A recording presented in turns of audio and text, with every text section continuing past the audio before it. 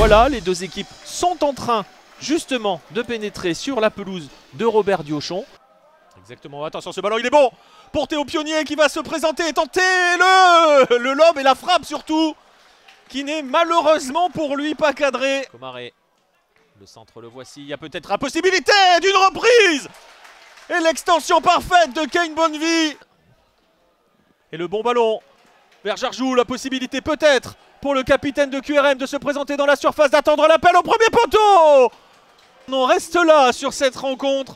0-0 entre QRM et Bourg-en-Bresse. Péronas, il n'y aura donc pas eu de vainqueur ce soir. L'entrée des 22 acteurs ici sur la pelouse Mancel. Et l'accélération, et pourquoi pas la première situation, tiens, pour les Dijonais avec Diallo, ça c'est très bien fait. On rentre dans la surface de réparation avec la tentative de frappe. Est-ce que ça a touché le poteau? Est-ce que Nicolas Kossic l'a touché? Apparemment oui, parce que il y aura un corner et très belle accélération sur ce côté. On a vu des exemples avec Grégory Poirier par exemple, qui avait très bien marché avec Martigues et aujourd'hui Red Star. Vargas Rio, c'est bien fait, la tête et l'arrêt magnifique de la part de Nicolas Kossic. Encore une nouvelle fois. Il a ce besoin justement de retrouver de la confiance. Avec Loré qui va frapper, c'est la bonne détente de Montfort pour éviter l'ouverture du score. Bon, ça c'est bien fait avec Martin Rossignol. Il laisse l'avantage, Martin Rossignol qui va poursuivre. Martin Rossignol, est-ce qu'il va tenter sa chance? En effet, ça va passer au-dessus. Qui d'ailleurs avec le fait que Shahid soit sorti et passé. Attention, deuxième jaune. Deuxième jaune. Et on l'a dit tout à l'heure. On l'a dit tout à l'heure avec Martin Rossignol, il allait devoir jouer 30 minutes avec ce carton jaune. Et il n'en aura tenu même pas 10. Le jeune milieu de terrain formé au Mans. Vargas Rios. Encore une fois de la tête et encore une nouvelle fois le même système. Pour une première fois, le Paris 13 Atlético et le FC Sochaux Montbéliard vont s'affronter dans une compétition fédérale et pas n'importe laquelle, le championnat national. Bah, il y a quand même la balle repoussée par Lamadi sur la ligne. Attention, le collier réussi sur Keita, possibilité peut-être dans 1-0, le collier dans la surface, frappe, capté par Germain Saint-Loup. Ça peut payer aussi là tout de suite si les Sochaliens ne sont pas attentifs. Nandouillet, le collier, très bon rôle en pivot pour laisser Diego Michel rejouer dans la surface de réparation. Nandouillet, finalement le collier, enfin une opportunité transformée par l'attaquant de Pointe-Sochaliens au retour des vestiaires. Enfin une occasion conclue par les couloirs, par du mouvement, par la présence des attaquants. Enfin Sochaux concrétise par le jeu. Ngonzo premier sur le ballon, Silla. Ici le Karamoko désormais entre les lignes. L'accélération de l'ancien Dupuis. Pourquoi pas tenter le 1-2 et convertir. Attaque rapide, attaque éclair. Isaka Karamoko, unique buteur au Stade Pelé. C'était le cas face à Versailles pour mener à 0. C'est le cas aujourd'hui pour égaliser. Parisienne, ça va très vite. Complètement. Et là on repart, regarde, c'est une occasion qui va être... Et on joue cette situation, ce 1 contre 1 constant qui revient. Attention à Dexter. Karamoko, pourquoi pas sur la position de frappe. Karamoko enroulé.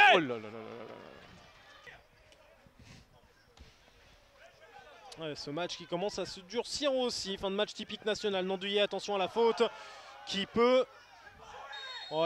Attention Nandouillet qui a déjà pris jaune. Et c'est la faute qui peut lui valoir le rouge. Et il est là justement, le rouge à la 85e minute. Mais c'est là que ça va se compliquer. Le scénario va devenir encore pire, encore plus difficile. Je vous laisse vivre l'entrée des deux équipes sur la pelouse.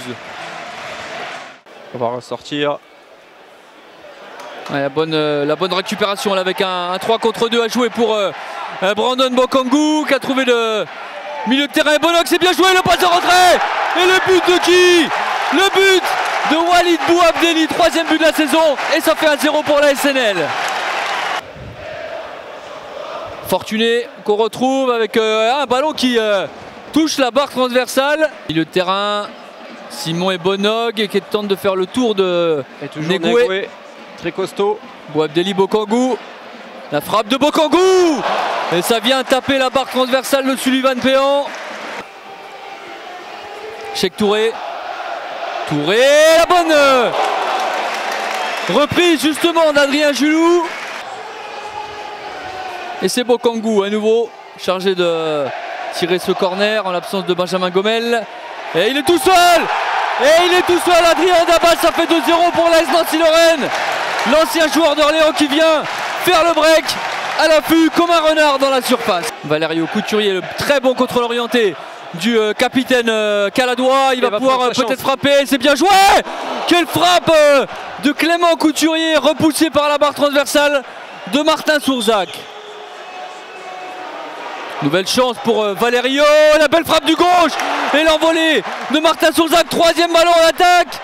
Et Nancy qui s'en sort très bien sur ce coup-là. Et Sidibé pour le contre nancéen. Sidibé qui repique dans l'axe. Sidibé qui se met en position de frappe, mais le décalage est fait pour Evans. Evans qui va provoquer le penalty. La faute de Negoué. Touré face à Péan. Et c'est l'équerre. Il avait réussi le contre-pied, mais en revanche c'était pas cadré cette frappe de Cheikh Touré.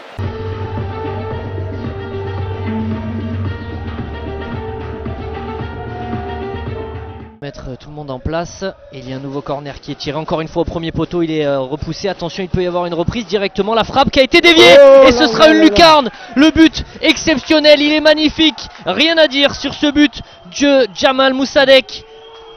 Quelle frappe à l'entrée de la surface, il ne s'est pas posé de questions. Du monde dans la surface.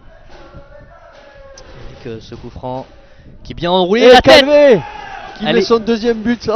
Exactement, c'est Raphaël Calvé qui s'est envolé et qui marque. Et voilà. Dans cette rencontre. Il a certainement débloqué quelque chose dans sa tête. On parlait tout à l'heure de la statistique. Ouais, c'est ça, de 101 buts, de 101 matchs pardon, pour attendre son premier but en national. C'était lors de la deuxième journée. Bien là encore, il marque. Ali Amar avec son pied droit sur Roué. Au second poteau, il y a Karamoko. Karamoko qui marque.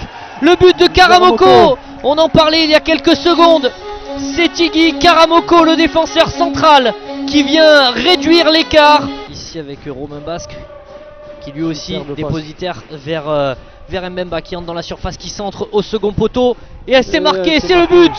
Là aussi, il a trouvé son coéquipier Jonathan Kodja. Il n'avait pas marqué depuis une éternité, depuis janvier 2023. On parlait de son CV XXL. De son rôle défensif, donc c'est bien pour le FC Versailles. Attention Mouton qui va pouvoir donner El Kadouri qui s'en sort et qui frappe. Le but, il est magnifique ce but de El Kadouri, Bilal El Kadouri. Lui aussi qui découvre ce club d'Aubagne et qui là s'est défait de son défenseur de superbe manière. Corner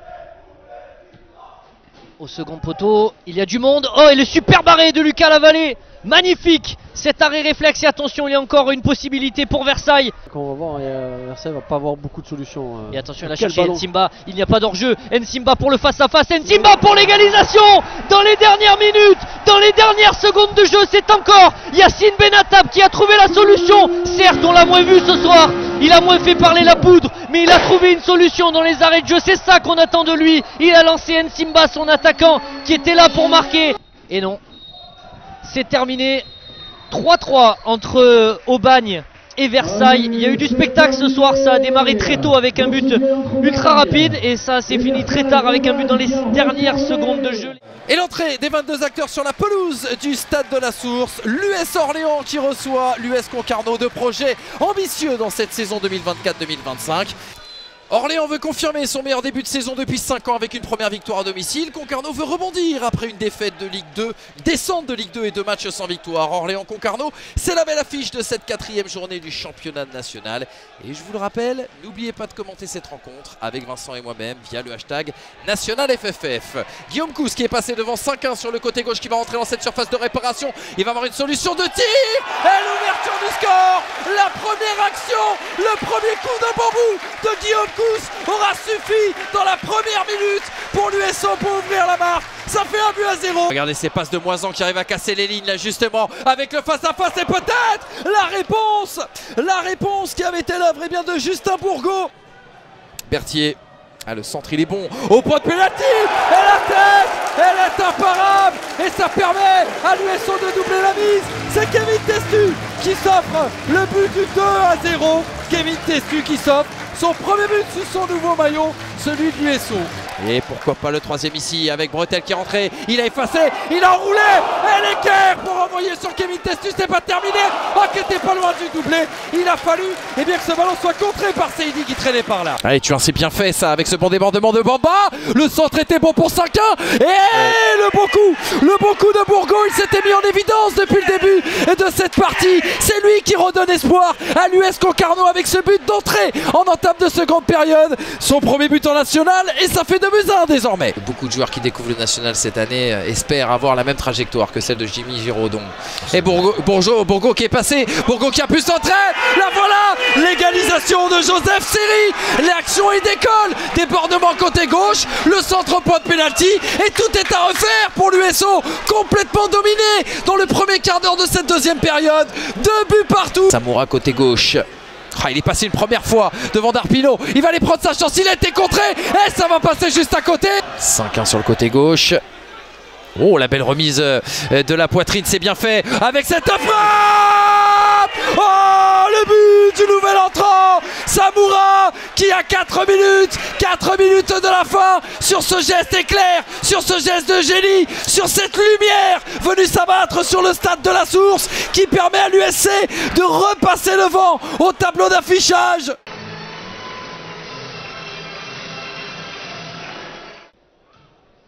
Dans la boîte, c'est bien dégagé, attention parce que ça traîne la reprise de volée de la gauche. Elle est rentrée. Oh, quelle reprise de volée du Menkaïd, le milieu offensif. Ah, il était dézoné sur le coin de la surface et après on n'a pas trop bien vu ce qui s'est passé. Il va revenir sur par retrouver Bouaoun qui traîne intérieur surface, qui va retrouver Marcel. Oh, attention, et oui Marcel qui était passé avant et ça sera un penalty. Seulement 2 pas d'élan. L'arbitre qui siffle. Et c'est le but. But d'Abdeljelil, égalisation de Nîmes, un but partout entre Nîmes et Rouen. Il semblerait que ce soit pour lui avec sa patte gauche. Ouais, c'est ça. Oh, le poteau, c'est repris et c'est le but. C'est le but du capitaine Clément Bassin. Pas de hors-jeu sifflé. Et sur cette occasion franche et ce joli coup franc. Ah ouais, elle est belle cette passe pour Mexique. Elle va se retourner. À lancer Diallo sur le côté gauche en première intention, c'est contré et ouais, ça sera penalty. Ça sera penalty parce que GoPro il l'a touché de la main. Et oui, but de Camara. On prend pas de risque, on tire au centre et on égalise. 2 buts à partout dans ce match et il nous reste quelques minutes de folie à vivre ici au stade des Antonins. Le ballon qui est pas assez levé, ça traîne, attention. Oh, la grosse parade! L'énorme parade de Lucas Diaz pour son retour, lui qui n'avait pas joué depuis plus d'1 an, qui vient sortir ce ballon.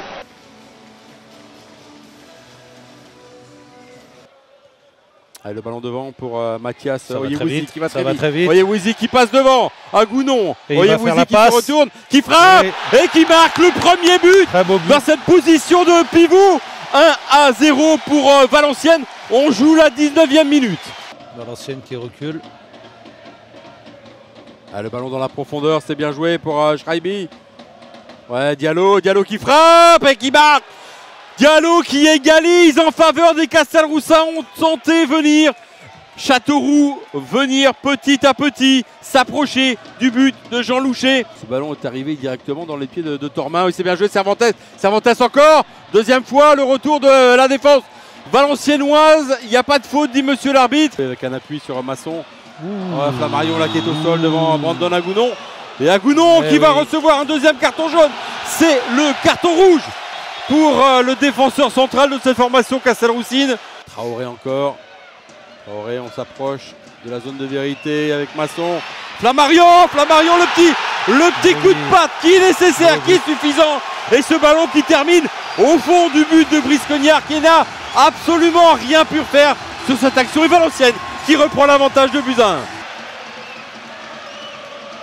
Le ballon pour Brice Cognard, attention, Carnegie-Antoine, le contre favorable. Et le troisième but inscrit par Carnegie-Antoine, l'ancien Orléanais, qui parachève le succès des Valenciennois.